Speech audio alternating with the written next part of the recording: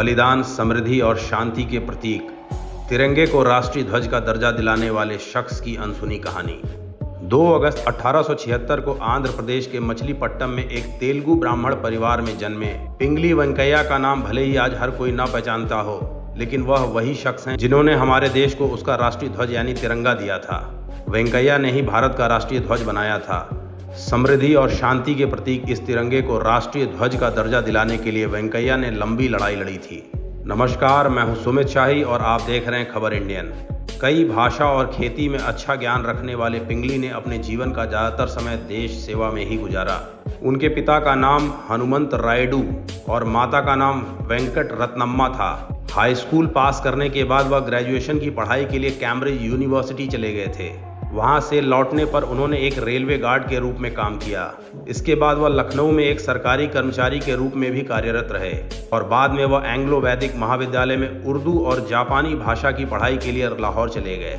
यह वह दौर था जब पढ़े लिखे भारतीय युवा ब्रिटिश सेना में भर्ती हुआ करते थे। 19 साल की उम्र में पिंगली ब्रिटिश आर्मी में सेना नायक बन गए।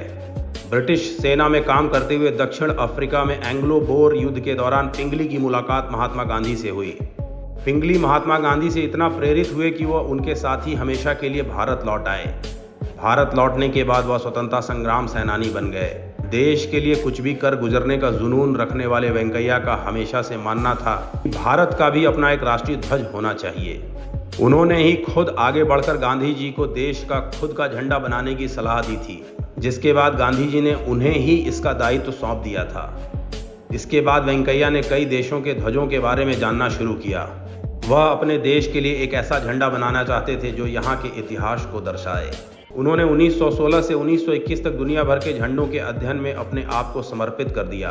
1921 में विजयवाड़ा में आयोजित भारतीय राष्ट्रीय कांग्रेस के अधिवेशन में पिंगली महात्मा गांधी से मिले और उन्हें लाल और हरे रंग से बनाया हुआ झंडे का डिजाइन दिखाया।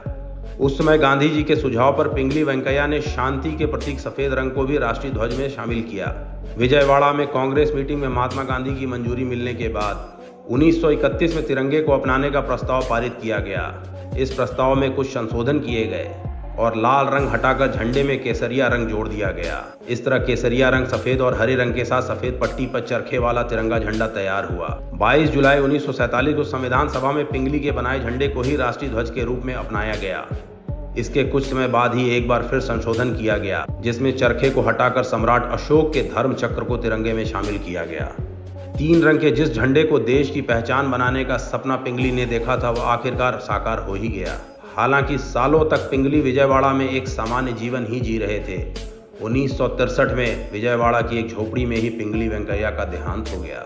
उस समय तक पिंगली के बारे में बहुत गिने चुने लोग ही जानते थे, लेकिन साल 2009 में पिंगली के काम को एक नया सम्मान तब मिला जब उनके नाम से भारतीय डाक विभाग ने एक डाक टिकट जारी किया।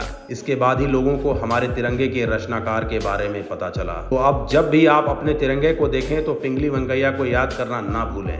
आज के लिए बस इतना ही। बेल आइकन प्रेस करके हमारा चैनल सब्सक्राइब करें और वीडियो को लाइक करें। देश दुनिया की बाकी खबरों के लिए देखते रहें खबर इंडियन।